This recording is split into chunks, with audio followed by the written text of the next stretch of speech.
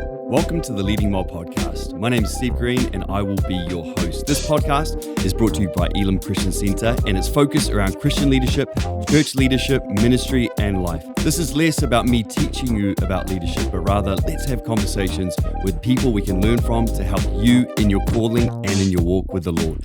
Enjoy the podcast and enjoy the journey. Well, welcome everybody out to the Leading Well podcast. This is the very first episode of a new podcast brought to you by Elim Christian Center. We've called it Leading Well. It's really just conversations about ministry, leadership, Christian discipleship, and me having those conversations with interesting people. And so this is the very first one. Welcome to it. And I'm very, very honored to have with me for episode number 1, my beautiful and amazing wife, Becs Green. Welcome, Becs. Thank you. So good to have you here. It's good to be here. Awesome. Hey, I thought this first episode, we could just take a bit of a time just to kind of talk through our ministry journey, our life. I am senior pastor of Elim Christian Center. You're the lead pastor of the Botany campus. We're a multi-site church, schools, all that kind of stuff going on. And so I thought it'd be cool just to unpack our journey, our story, our like where we've come from, how we got here, what's led us kind of from where we began to this point here, leading this amazing church and getting to do what we do for the Lord. So do you want to kick us off? Like, where did you come from? Where did I come from? Well, I was born in the UK, so came to New Zealand when I was 4. Mum and Dad decided with some friends over dinner one night that they would move to New Zealand. And that was supposed to be 2 years, but we never went home. We never went back. And so, we've been here. And interestingly enough, I'm not a New Zealand citizen. Yes. I am just a permanent resident, although you can't get rid of me. Still travelling on a British passport. Which makes life really fun and interesting. It does make it interesting. I've made my name onto a couple of no-fly lists and been stuck in airports before, but fun times. They let me back in every time. Yeah, so you grew up kind of in East Auckland. Grew up in East Auckland, yeah. And actually, we grew up like how many metres from each other? We were probably like a couple of K. Yeah, a couple of K from each other the whole time we grew up. Raised literally off the same street. And didn't really know each other in our teenage years. And then my best friend introduced us. Yes. You used to run with April. Yes. And April she introduced us, yes. I used to go and watch her run, coincidentally. But secretly spying on me. Well, yes. I don't know. Okay. I think you liked it. Okay. So you grew up in our church? I did. So my mum and dad, we raised Catholic, so in England, from a Catholic families, both sides. Yes. But my nan was what they would describe as charismatic Catholic. Yes. So she was like a happy clappy kind of Catholic. She used to run the youth group, which is where heaps of my aunties and uncles actually met and got married through the youth group, which is quite funny that we ended up later on in youth ministry. So when we moved to New Zealand, Mum and Dad found a Catholic church. I went to a Catholic school, and then Mum met a lady actually while I was in kindy, so before we ended up at the Catholic school, while I was in kindy, met a lady who came along to Elim, and she started talking to my mum about, I guess, just some of the things that are different from the Catholic faith to a Pentecostal faith.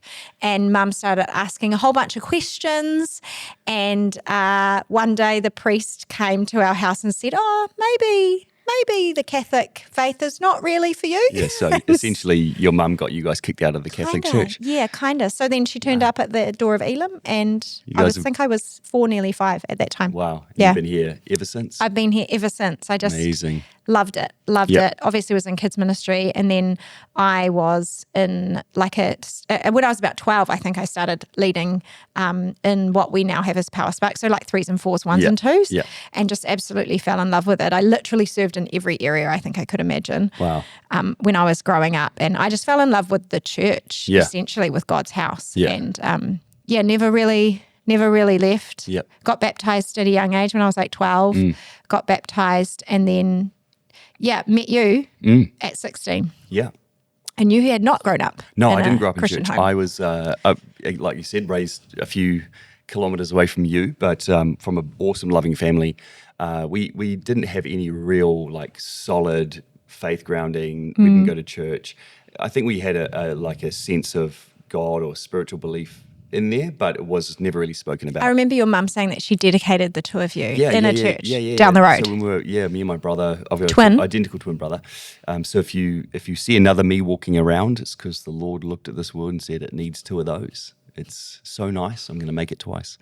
And yeah, we were dedicated in a church when we were young, but we never really followed through on that.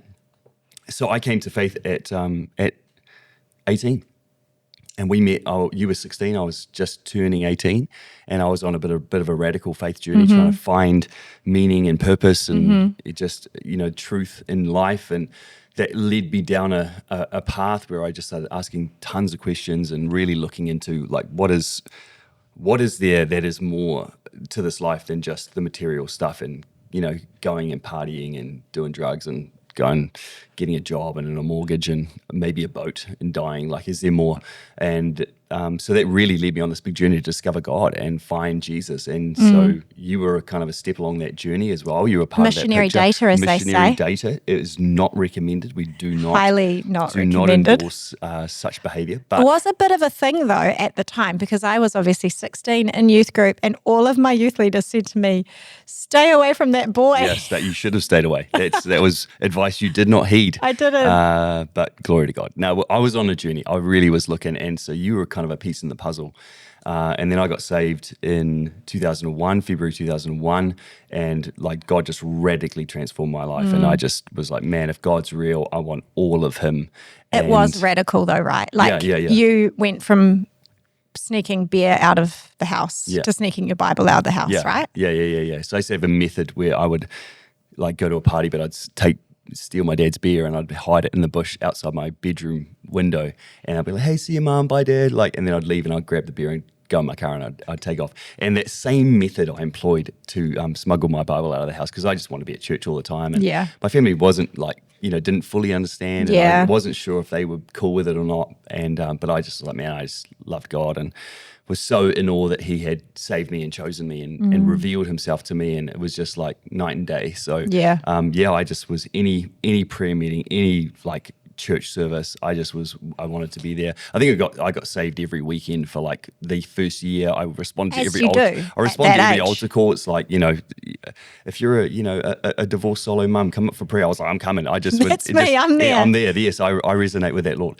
So I just got into everything and grew really like a rocket ship. I remember that. I remember your growth was massive. You just devoured everything. Yeah, and I mean, I was at uni at the time, and I would read my Bible at lunchtimes. I would just go sit in my car and read my Bible, just because everything was new, everything was like fresh. I was like, can't believe I've never heard this before or seen this before, and God just showed up, and I was baptized a year later. I got filled with the Holy Spirit. Before that, like 6 months into the journey, just God did a radical work, and all I wanted to do was give my life to Him and commit my life to Him and serve Him and everything. And so pretty much within 3 months of being saved, I got a great friend his name's Mr. Darren Worsfold. He was my school teacher. He was a PE teacher at Edgewater College that I went to school, and he was a Christian, and he found out I got saved. And he called me and he said, "Hey, I hear you got saved. I want to disciple you." Began this journey of discipleship where I would meet in his house every Wednesday morning for about 2 years. We would meet and we'd pray, and he taught me how to read the Bible, taught me how to pray, taught me to memorize scripture. Good. And it was just the most amazing thing. And he's still a very dear friend of mine, and we hang out often. And he really showed me what it was to follow Jesus. And then he ran a campus life club. So Youth for Christ days, he ran a campus life club in his garage on a Thursday night. Yep. And he said, "You'll kind of help me run campus life, and you're going to learn what it is to serve young people." So that's thrown what I right did. in the deep end. You jumped in on that as well. We started we both leading. became campus life leaders and started serving these young kids and giving away what God was doing in our lives and in our hearts. And it was just an amazing kind of journey. Yeah. But those early years of dating, like we met through your good friend April, who is the founding pastor of our church, Pastor Luke Bro and Marilyn Bro, their daughter April, who I ran with. She introduced us. And we got together. And those early years of dating, how was that for you? How was that for me? Yeah. Well, how was it for you? It must have been pretty amazing. Flippin' awesome. It could not have been better. I remember our very first date, I took you to KFC. You did. It was, but listen, that might sound off, but popcorn chicken had just been introduced to the world. Yeah. And I was desperate to try it. As was I. I was very happy with that first date And of KFC. listen, we picked a winner. We did. It's worked out. And praise God, we're here. But we really, our life and our journey, kind of from dating, being together, it really centered so much around the church and much around We were faith straight and, into youth ministry. Yeah. Straight into kids. We did kids stuff. Yep. Kids holiday programs. Yeah, kids holiday programs was still up and running at that point, and we did them, camps, everything. Sort of, we just dove straight into youth ministry right then. Within a year, you were on staff part-time. Yeah. We were both at uni by then. Yes. Right? And we both came on part-time staff. Part-time in the youth it's pretty crazy to department. think, like, would we employ me? You know what I mean? Like, if I think about that now, it's like this person who got saved and has been saved for 1 year and is walking this journey with the Lord. Yes. And then they brought me on part-time staff to help run the youth ministry. Aren't you glad we were under like a leader who showed grace? Yeah, absolutely. And also saw the call of God. Saw the call of God, and saw the potential. Yes. Because I'm not sure I would employ 19-year-olds. No, I don't know. Like, I'd probably have a few more questions going on. But a bit of a longer But it's interview good process. learning, isn't it? Like, we have to trust the call of God on people's lives and see the best in people and release people and give them a crack. And but those early years, and like I came on staff, I think we were both on 12 hours a week, helping run Friday night youth program. Yeah.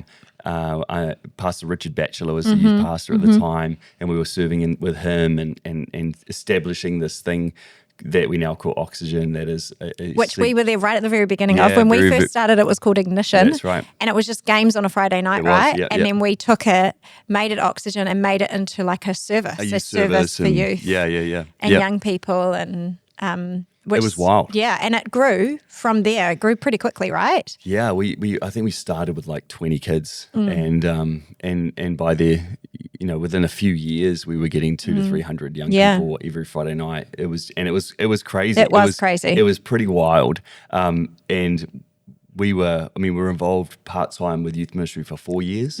I was studying to become a teacher, so were you. Yeah. You graduated somewhere in the mix there, and you got. I started working as a teacher full-time. Full-time, and obviously somewhere in there we got married, but we can probably come back to that in a bit. But like those youth ministry days, let's talk about those, because those were wild.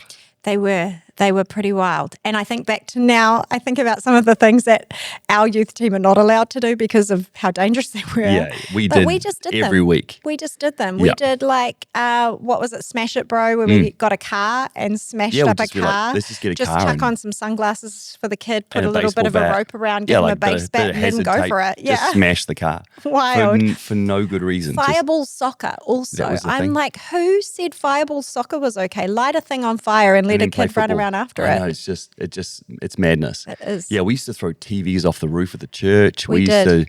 I mean, now I would be pulling the youth pastor and going, bro, this is hectic. There were no RAMS forms. There was no back RAMS then. forms. There was no occupational health and there safety. There was nobody saying that's not a good idea. Yeah, we needed our adult supervision. Is what we really needed. Totally. And but like cool, like great things happen. I mean, we saw so many kids get saved, and many of them are still walking with the Lord. Yes. Some of them, campus pastors that we have in our church now got saved in the youth ministry we were running. Haley Rafaeli, Adam Frost, like just awesome people serving God. So cool. We ran youth camps, we ran summer harvest camps over New Year's.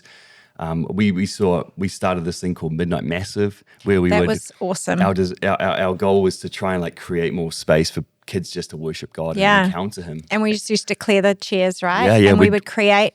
I remember designing the service in such a way that it would lead people, journey people through, right? From like, get yourself right with God. Yep. Like, remember we used to get them to, take moments to write down things that, were holding them back, or stuff that they needed to surrender.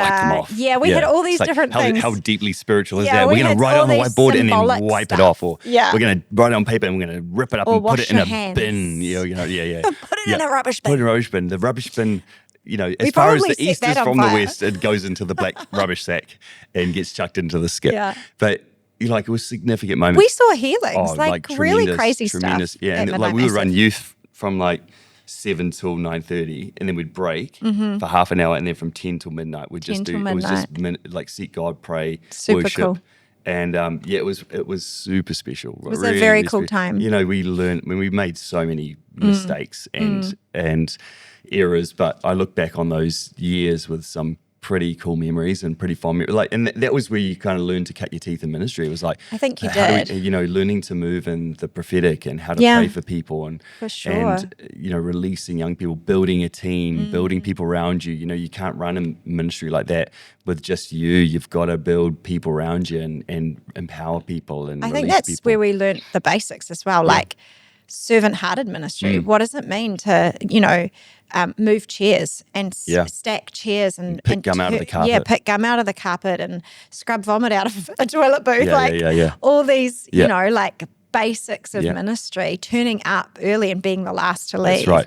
And all of that stuff that goes with that, like sweeping the stage, vacuuming, Yep. we've had some pastoring the complexities of teenagers. Yes. Who are going through the most transformative moment of their life. For sure. Going through all the hormone changes and growing and becoming an individual and going from a kid to an adult. And it's wild and it's crazy, but it raises a whole bunch of different issues. And I'm so grateful for our, the youth ministries that happen in our church and the youth leaders that are there, because what we pastored young people through, is a different world. It's a totally different world. We were pastoring in the early days of MySpace and Bebo, I didn't even have a MySpace or a Bebo. That's how early it was. No, I didn't. I was a Christian. You ever create Steve, I was a Christian. Oh, that's right. I was still figuring that part out. Our youth kids didn't have Instagram or Facebook. I don't think there was any Facebook. No, Facebook was just kind of kicking starting. off. Yeah. But it was MySpace and Bebo. Yeah. And actually it was quite funny because different campuses, it was all Bebo. And then other campuses, it was all MySpace. It was fun times. Oh, but, good times. it was awesome and exhausting. Yes. And taxing. I don't know how we did it either, because we were literally out nearly every night of the week doing something. Yeah.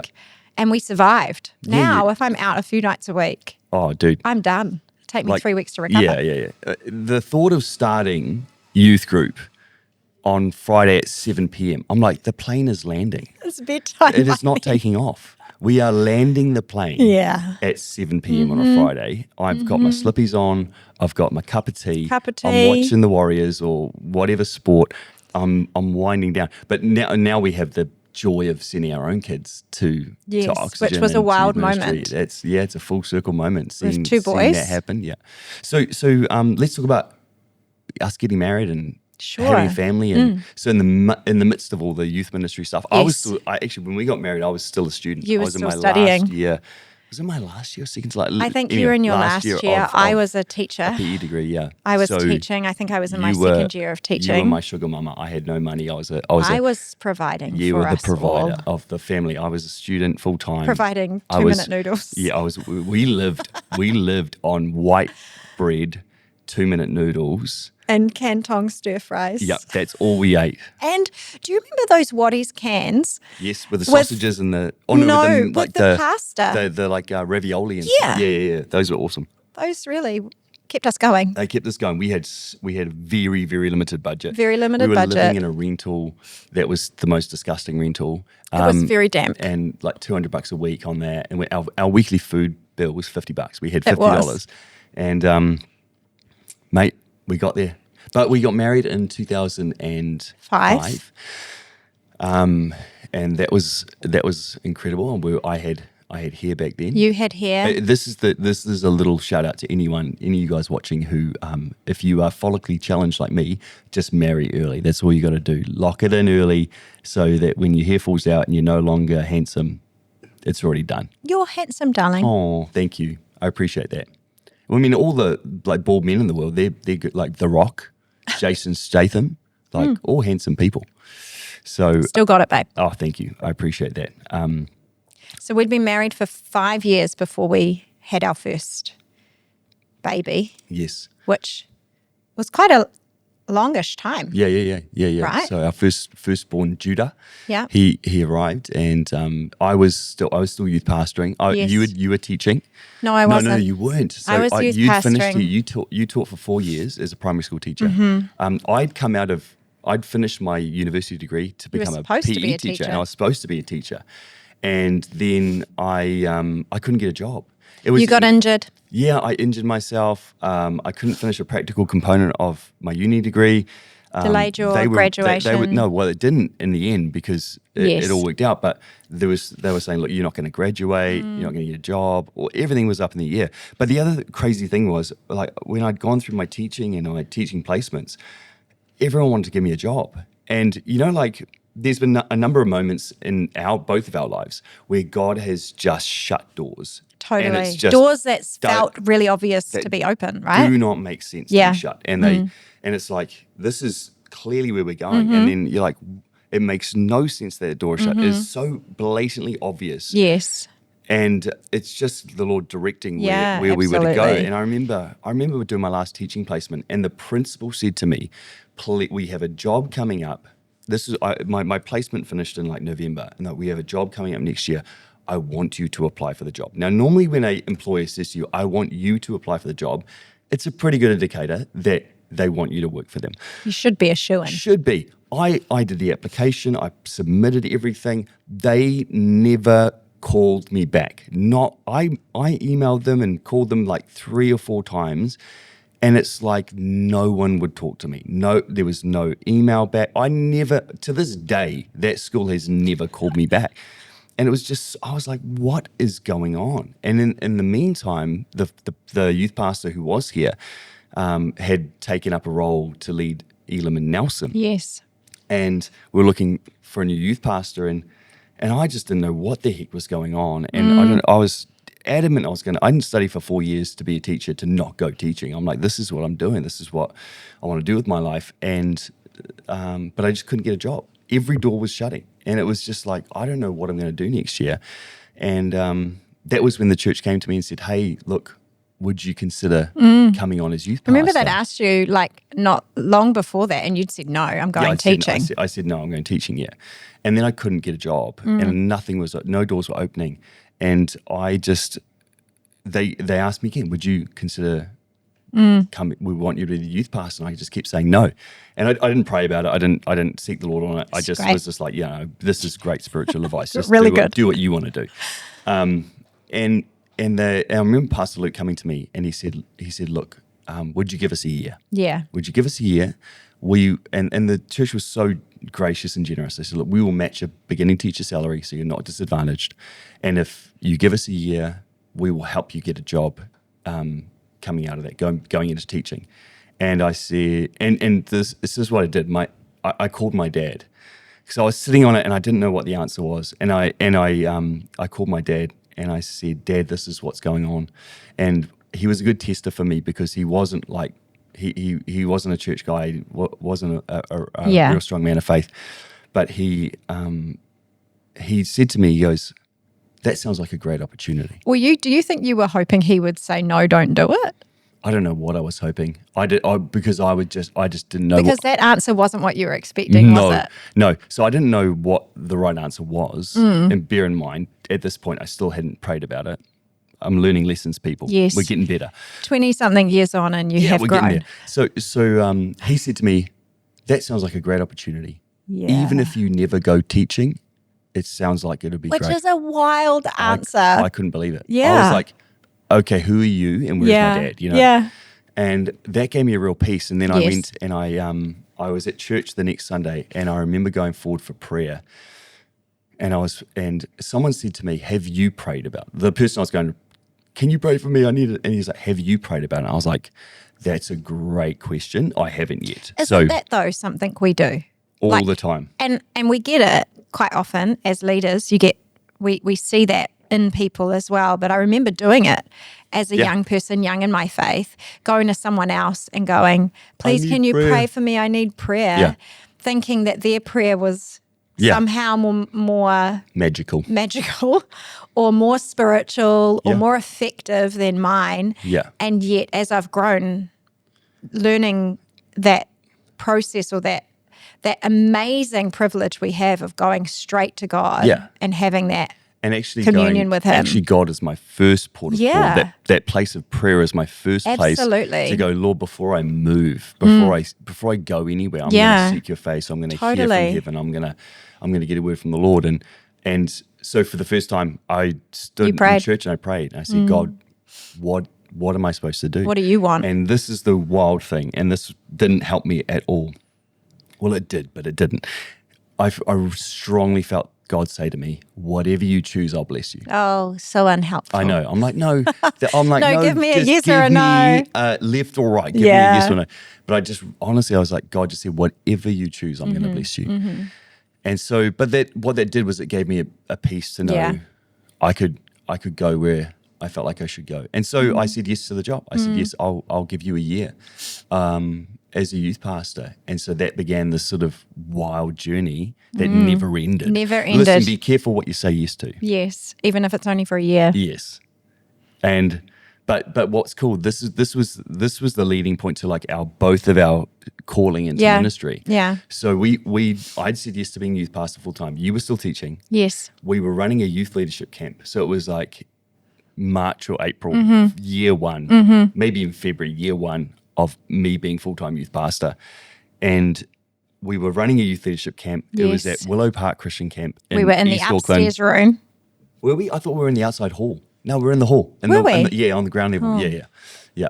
And we were there. It was in worship. And right there in the middle of worship, as we're getting ready to do this leader session, I felt God say, give your life to this. Yeah. And at the same time, in the same meeting, He said the same thing to me. Yeah. It was just this unshakable knowing. God's like, give your life to this church. I remember the conversation we had afterwards where I was we a bit stood nervous together. I had to come to you and go, hey, I think this is it. But we both said, I think God's spoken to me and I think He's saying give your life to this. So I remember us both saying that kind of nervously. And then the relief when we realized that God had spoken to both of us at the same time and said exactly the same place thing. And said the same thing. But we didn't feel like it was just give your life to ministry or to church. We felt it specific to Elim, right? Yeah. I really believed at that point, God said to me, give your life to this church, to Elim Christian Centre. Give your life to this. Like there's no other But I don't think either of us pictured that it would be as senior pastors. No. If you fast forward now 23 years on staff later, there's no way I would have imagined it would have been this. No. It was just give your life to this. So whatever that looked like, whatever that meant, looks like, if which I did was take us the cleaner, if I was the this, if there was that was it. Did take us to different places. It did. But it was the beginning point, and that word has sustained us. It has. And that's why that moment and that word is everything. I think it's so important, to get a word from God. That's why going to Him first and saying, what do you want, is so important, because when you want to quit, which we have multiple times. No, only a couple. Yeah. When it gets hard, when we're questioning whether we are the right ones, whether we've got what it takes, when you're feeling discouraged, even just tired and you're just done. Yeah. It's that word we've gone back to so many times. Literally 1,000 times. So many times. And we've either separately or together, we've gone, no. We're called to this. Yeah. God gave us that word, and you hold on to that. You have to. You have to. You have to know. You have to know what God's asked of you and what He's asked you to do. And like there have been, let's be honest, many conversations where we've gone, hey, what else are we going to do? Like, let's entertain the fantasy of what job you might do and I might do that is not this, because this is we tough have had and that this is conversation. hard. We have had many conversations. And we entertain it for a while, and we have a little feel sorry for ourselves session, and we kind of like, and then God's like, are you done? Yeah. And brings us back to, but we're called. But we're called. We're called. He said to us both so clearly, give your life to this, all of it. And so we have to trust that plan is way better than ours. So whatever plan you and I could conjure up for ourselves or figure out or make, it is always going to fall short of the plan and purpose that God is going to have as God for us and for our lives. And that's the evidence of our lives, right? Totally. Like 100%. Where we are now and what we get to do and the joy and the provision of of God in that. Unbelievable. is Unbelievable. amazing. And it's so far beyond what we could have created for ourselves. Absolutely. And that's so amazing. So 4 years of youth ministry. Oh no, 8 years all up of youth ministry. 8 years all you up. came on staff. I came on staff in full-time with 2008. me. Yeah, and we were youth pastors together. Yeah. And so not only were we married and living together, but we now are actually working together every day. every single day. Which our lots lives. of people ask me, how can you do this? Yeah, lots of. How do you find it working with your spouse? I think the reality, you just choose your spouse well. That's probably right at the very right beginning, at the beginning. You've got to choose It's the right one. Yeah. But also for us, it's not. We haven't really known much else. No. Even when we were at uni together, Yeah, we were. Like we weren't in the same classes, stole your but we were assignments. there. You stole my assignments and you did them. You handed in sometimes pretty much the same assignment and got a better mark than me, which is totally unfair. Listen, it's the patriarchy. The patriarchy. But we work together really well.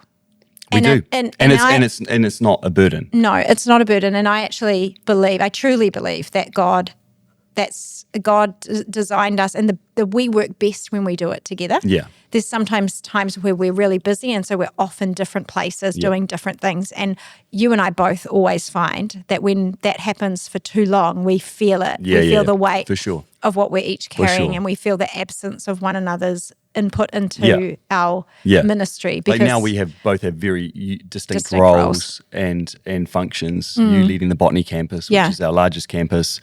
And all the team and all the staff and all the things that go on here, me leading the larger organization, the 7 campuses, the 3 schools, Bible college, missions work, kind of overarching everything. So we've got unique capacities and unique functions. But within that, we have to stay connected in it because we do function really well together. We do. It is good. And so it's not been hard. Honestly, for us, it's not been hard. Like we shared an office for years. We did.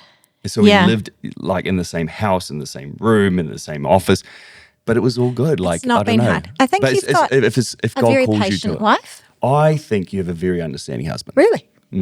That's just what I've heard. That's we have a lot of fun together. We do, and like later on we'll get into like how kind of the nuts and bolts of how we make that work, right? Yes. And because there is some stuff that we do that helps that process, but it's a unique call. It's not for everyone, right? It's not for everybody, and we know that we're called to it and we're graced to do it. And that's the other thing about working in ministry or in anything, that if God calls you to do it, He'll gift you to do it and He'll sustain you to do it. So I think one of the biggest challenges that people face is trying to do something that God has not asked of you or called you to do, and do something for too long that God's saying it's time to let go. Season's over, and you keep going with it. And when that happens, often it's just really clear that the grace is lifted. Yeah. Because things get harder. Now it's hard. Now it takes effort. It's an uphill You're getting worn strain. out, getting burnt out. You're tired. Yeah. There's no ease to it. There's no flow to it, which is what comes when you're under and in the grace that God has called you to, right? Yeah. Pastor Luke even said it. We just celebrated our 40th celebration. And I love what he said. He said, it's been hard work, but it hasn't been difficult. Yes, that's because right. Because it's been a grace. There's been a grace to it. It's like, how did you get here? What did you, like, just God did stuff. Yeah. You know what I mean? It's so much. So along the journey, you so learn. It's not about us. It's so not about your ability or your way, your intellect. It's actually just, would you just surrender to God and let Him do what He wants to do? And it's a miracle. And in fact, as we've grown in our leadership, we've realized that doing less is more. And actually God is doing more while we are doing less. God is moving and we're not working. Like that's what it feels like now. What do you mean you're not working? Well, we're going to have a performance review. Review. Some of your work ethic. Working, but not working hard. Yeah. Not striving. Right. It's not just striving in our own capacity, in our own strength. Like, I don't think anyone would accuse us of not working hard. Like, we give everything to this thing. Yes. We pour our lives into it, and we're going. But it's not in our own strength. No. And it's trusting the grace of God, and really like alignment to His will, His way, His word. What is He asking of us? What's He asking of me? What's He asking of me today? Where am I putting my time and my energy? And you realize, hey, He is gracious enough to sustain us in that and give us more than we could ever hope or imagine. And I think we probably learnt that the most when we went to whangarei. Yeah, so that's kind of the next step of our journey, right? Yeah. Was we'd served in youth ministry. I'd done 8 years, 4 years full-time. You'd done 3 years full-time with youth ministry. We had Judah. We'd had Judah along the way. By that point, he was 1. 1 year old. And so we were feeling the pinch of youth ministry, a baby. Because that's late nights, you were on maternity weekends. leave. I got to a point in youth ministry. I'd done 8 years. And listen, if you survive more than 8 years in youth ministry, you are a champ. You're a champion. You are uniquely graced of the Lord. And I remember saying to God, I'm done. And I felt God say to me, would you give me another 8? And I was like, oh. Do I have to? But it was this moment of surrender, because I was like, God, I'm done. And God was like, well, but if I asked you to, would you give me another 8? And I said, yes, I would. And then that week, Pastor Luke called us into his office and said, look, we've got an issue with an Elim church in Whangarei, which is the next city north of Auckland, where we're based, about 3 hours away. And it was an independent, standalone Elim church. We had just kind of started walking into the campus model thing. We had city campus and we had Manurewa. And this was an opportunity. This church was in big trouble, leadership issues and financial struggle. And we got asked, would you go on the rescue mission to take over that church and bring it in as campus? But before this, do you remember that we needed a lead pastor in our city campus? And Pastor Luke came to us and he said, would you go to the city? And I remember us both talking about it. We were like 27 at this time. Yeah. I remember us both talking about it and we were like, I don't want to go to the city. We didn't want to go. But we came to the answer of, we went back to the word. Yeah, that's right. We God said, give your life to this. So then you walked back into Pastor Luke's office and you said to him, I'm here to say yes, whatever you need, whatever it takes. If you need us to go, we'll go. And he goes, don't worry, I found someone else. Someone else for the city. Someone else for the city. And we were so relieved, but also unsettled. Unsettled by that point, we were like, yes. And then I was like, oh, no, there's something else. It stirred something up, right? Did. And it so then did. By the time the whangarei request came, we're like, okay, we're going. We already knew the answer because God had already uprooted us and had got us preparing. We often say, like, the move to whangarei for us, we didn't have to pray about it. No, we didn't. We knew we knew we were going. We'd already had the answer a few months earlier. And but it was big. Like, we had your family was all here, my family was all here. We had you'd grown up in this in Auckland. I was East it was a Auckland big move myself. All of our friends. We moved to Whangarei, literally pretty much knowing nobody. And we were still pretty young. Like, I was 26, 27. I think I turned 27 just before we went. Up. And Judah was a year old. We were leaving all of our support networks. Yeah. We didn't know go anybody. to a church that we didn't really know, to a city that we didn't really know anybody. But it was this kind of grand adventure. Yeah. And we didn't really know what we were stepping into either. We didn't know what we were doing. Yeah, well, that's true. We hadn't really pastored big people yet. No, I think I'd spent 6 months in like an assistant role here at Botany. Yeah, absolutely. And kind of learning the ropes of big people. We had very much not really graduated from pastoring. No, I'd never done a funeral. People. I'd never really had to lead deliverance. No. I had so then it was all right. From the moment we said we'll go, we'd moved up in 3 weeks. Yeah, we had. It was fast. We're gone. The next week, I started driving up every week to Whangarei to start the transition with the leaders. The senior pastor there was in burnout. Church was in rapid decline. Yeah. Massive debt, risk of losing their building. The church was just in massive disarray. And so we went up on this kind of rescue mission to try and save it. And I remember Pastor Luke saying to me, hey, look, if it doesn't work out and the church dies, it wasn't your fault.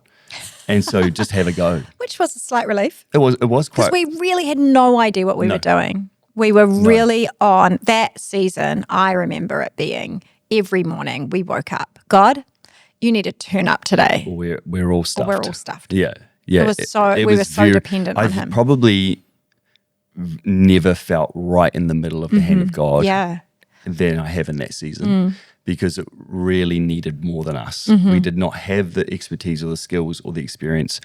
but we needed God every single day. Yeah. And so we moved up, and we moved our family up, and we just got stuck into loving and leading this church. And it was brutal, man. It was hard. But it was also some of the best best years of our life. I think one of the best seasons of our life was living up there. While we were there, we had our second son, Rocky. He was born in Whangarei. He's a Northland kid. And I look back on, we were there for 4 years. Yeah. I look back on that with just the fondest absolutely appreciation for the people. They were so gracious to us. And shout out to all the Whangarei people who are maybe listening. We Hope you are love listening. you. We love you so much. You mean everything to us. You loved us. You cared for us. You supported us. You taught us how to be leaders. Yeah. Right, I think. And showed us so much grace and embraced us and our family with open arms and loved our kids and loved on us and supported us. Looked after us so much. So much. But it was amazing that in the church, we took it over. It had about 120 people in it. It's still in pretty bad shape. But by the grace of God, by the time we left, there was 400 people in the church. And God was just moving and healing and restoring. And it was so cool to be part of that journey of being part of the answer, God's answer for people. Because you've got this group of people who love their church, but it's just not working. It's just not functioning. And so to bring it in as a campus, to like rebrand it, basically the old church change the name, dies, it becomes a new thing. Bring the support networks of a campus model, and that's where I really fell in love with and saw the value of what campus church can do, models what can a model do, right? can do. You've got the strength of this larger church organization, the resourcing to actually bring strength to something that could not have that strength on its own, and the connection and the governance and the covering and the financial acumen and all those things that you can get with a larger organization that then supports and allows the room for a church to grow and impact its community. And it was so good. Like I was 27 and we had a daycare. We had like a rental property the church had with like a gym and takeaway bar and all kinds of stuff. And so here's like me, 27 years old, just graduated from youth ministry. Didn't have to worry about any of that. I didn't have to think about it. No. Like we had a team that could there actually help. There was so much strength there was some in stuff we had to do. And what we learned was that there was stuff that worked. And so we just went up there and we did the stuff that worked. Yeah, the church here was successful. The Botany campus had always been successful. And we learned that people are people everywhere. It doesn't matter where they are. And their base needs are the same.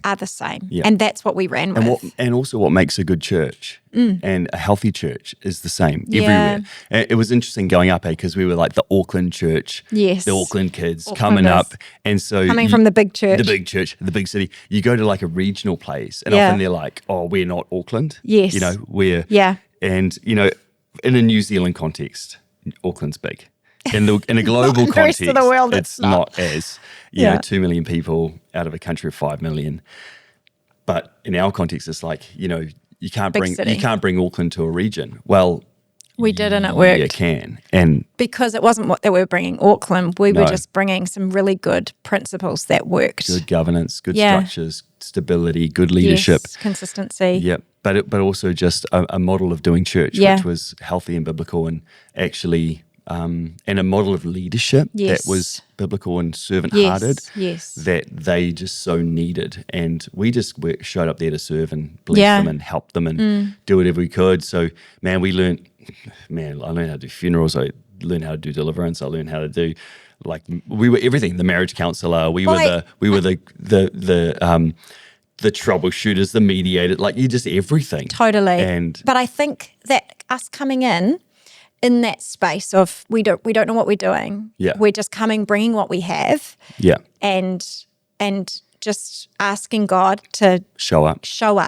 That totally became such a foundation for our leadership, because what it led us to was a leadership that was humble, because we didn't know what we were doing. We knew it wasn't about us. We're so humble. Humble. Steve has this joke at home with our boys, Yes. where he's a humble legend. I'm just a humble legend, Just mate. a humble legend, Just boys. a humble legend. But it brought us in there with a sense of humility, because Absolutely. we knew without a Yeah. shadow of a doubt, we had no clue. But also we were just very real. Yeah. And people, authentic, honest. Yeah, authentic, and people really responded. Yeah. And that became a core value for us as leaders, and has really become part of our leadership church DNA. culture. Yeah. And part of our church DNA is that we're authenticity, just real and available, authentic, and we get real. up on the platform and we speak about our own struggles, and we share openly about what God's doing in our life, and some of the things that we found difficult or hard, and we just opened up like that. That's what we led with. Yeah. We're not spiritual superstars. We don't know what we're doing, but this is what God is saying to us. This is where God's growing us. This is where God's teaching us. And it's funny, like we say, we don't know what we're doing. We kind of do. You learn, you grow, you you experience. But you never feel like you've made it, of course right? not. Of course not. When you look back, you think, we did have some kind of knowledge. We did have some wisdom. But, man, some of it, I remember sitting in meetings with you and sitting there listening to what you were saying to somebody, thinking, whoa, where did he get that from? Like, that's incredible. And afterwards we would sit there and say, babe, how did you know to say that? Do you not know who you married? I'm amazing. No, I remember the same. I remember going, I have no idea. I wish I'd written it down. Yeah. I'd forget it straight away. But it was God, right? Yeah, it was just God It moving. was the Holy Spirit. Yeah. And so... But you have to come into those moments with that posture of humility. Absolutely. And surrender. Yeah. Where you go, God, I want to hear you, want to know you, I want to be led by you in everything. Yeah. And God's faithful to do it. Yeah, he is. But I think often we shut him out because we think, I'll figure this out. Yeah. Like, stop trying to figure it out. Just go to God. Yeah. And allow him to move. Let him and then say the words that he gives you. That's exactly right. Exactly right. Yeah. So we did 4 years. We 4 did. years. And, throughout this time, we've had our second child. We've learned, we've grown, the church is going well up there. We've got we're boarded in well as a part of the campuses. Things are getting healthy. We're growing. But after about 4 years, I kind of felt a bit of an unsettling. Yeah. And we were loving our life. We were living, it was a great life. We lived on a golf course. We lived on a golf course, yeah. Right by the beach. Cute little beach town. And we had an amazing kind of, home work-life balance. We had a great sort of, and church was going really well. But at the same time, we felt this unsettling, like there was a move, there was a shift coming, there was something, God was doing something else. And I remember praying about it, and I got the same word that you got when you were praying about youth ministry, and God said, would you give me another 8? Really? I You never prayed told me about that. it, didn't I? I prayed No, about you it. didn't talk to me. Because I always wanted to go back to Auckland. I kind of pined for Auckland a lot. And I remember God saying to me, if you had to stay here for the rest of your days, would you do it? Yeah, right. And I said, yeah, I would. Yeah. And it was the day after Wow. that we got a phone call Yeah. from Pastor Luke Yeah. to say, would you come back to Auckland? Yeah. It's that surrender moment, right? Totally. When we say, not my will will be done, but yours. Yeah. And that's such a powerful lesson in faith, in ministry. God, not my will be done, but yours. And that's the thing, like, so much of this journey has been about learning to die to ourselves. Yes. What we want, my desires, my ambition. Yeah. It's like, actually, God, not my will be done, but yours. I remember as a youth pastor, one of my greatest ambitions was like, God, let me preach at a big youth conference. Let me hold the platform and preach with God. And now I'm like, I don't want any of it. Like, I just want to be faithful to what God's asked me to do. Do it let well. me just come and do that well and serve you and just continue to say yes and be faithful with what you've given me. Absolutely. And whatever you want to do, you're going to do. So then we pack up our family and we move on back to Auckland. Our oldest son starts school back here in our school. Which was an answer to prayer, because Huge I answer to really prayer. wanted him to be at our school. Yeah. We have 3 schools now. At that point, 1 school. And my heart's desire was that he would grow up in the Elim community that I grew up in. And so that was a real answer to prayer for us coming back. And so the call for us was to come back and lead the Botany campus, which was our largest campus and the campus that Pastor Luke had founded in 1985. And we were called to come back and take the leadership reins of the main campus and step into that role. And so we stepped in. We went from whāngarei, 1 service a Sunday with 400 people to now we were running 5 services a Sunday with 1,500, 2,000 people. Yeah. And it was just like baptism by fire. It was wild. It was wild. Like that, if I look back on like some of the hardest parts of the journey, that was it. That first year was a massive challenge. It was. Because you're transitioning leadership of a church that's had the same leader, founding pastor, leading it for 30 years. 30 plus years. And so then we step in, we're transitioning in and figuring out what it means to then lead at a higher level with more staff, more team, more people, bigger church. And still at this point, I was 33, 32 at the time. With two little ones. And it was like, wow. And at that stage, 4 years on from when we'd left, we were sort of the kids coming back home, but for a lot of people, they're like, who are these guys? Yeah. Because churches renew, new people come, people leave. And so it was like reestablishing ourselves and our own and leadership out and authority. How we were going to come back, like who were we going to be? Because in Whangarei, we'd grown ourselves and we had developed into leaders, and to come back, and are we going to jump back into the same box as we were in when we left? Or, that's right. Or can we come back carrying the change that God had done in us while we were there and continue to bring that to this new season? Absolutely. And can we step up to the level that God's asking us to be at? Yes. And trust Him in this next bit as well. Yeah. So then we led the Botany campus for a number of years. You were on staff as well, part-time still because of like having baby and having Rocky and stuff. And then again saw the growth, saw the church again just renew, able to see some incredible fruit come off that. Again, it's that I still think those 4 or 5 years leading the Botany campus was like, majorly formative in terms of our own walk with God, our own identity in Him. And then 2020, we get inducted as senior pastors of the church. And then for the last 5 years have been really establishing ourselves, leading the whole thing and planting new campuses and putting our stamp and our DNA on the vision going forward for the church. So, I mean, that's for me 23 years on staff. Yeah. And when I kind of brushed over, so much within that. Yeah. But it's been an incredible journey for us. It has been. And so when you look at the different lives and the different people and the different stories of people who've come in and out, like what a privilege it's been to be part of their stories. Yes. And it's such a honor to serve God in this capacity. It's a high and holy calling. It is. And I think fundamentally for us as leaders, if we could sort of land this episode on one thought, and then we can pick it up in episode 2 around a few more of the nitty-gritties.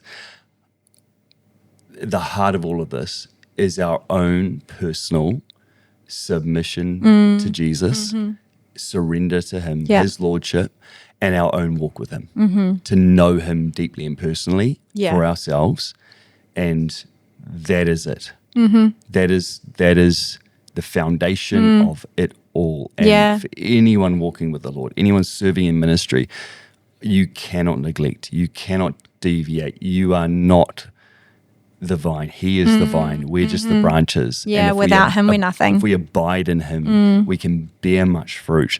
But if we disconnect, if we're not connected to the vine, we're actually pretty fruitless and pretty meaningless. And I know you and I both have a pretty good discipline of daily time with the Lord, seeking Him, knowing Him and things. But I think that's where the fruit all comes. Begins. Yeah. That's where it all starts. And if, feeling that call to ministry, it's not about the call to ministry, it's about the call to knowing Him. The call to God. Call to knowing Him and being formed by Him and shaped by Him and transformed by Him daily, that you might become what He's calling you to be for who He's calling you to serve. Yeah, and we think often that it's the big yes that we say to being part of ministry, but actually it's the daily yeses to God. It's that daily interaction and checking in with him. It's not about the big stuff. That's right.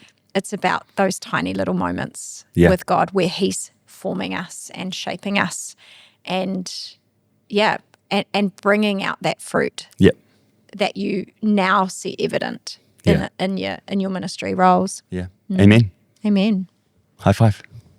Well done. We're going to pick this back up in episode 2. Yeah. But thanks so much for listening. Thanks for being part of it. We look forward to many more conversations in the Leading Well podcast. God bless you.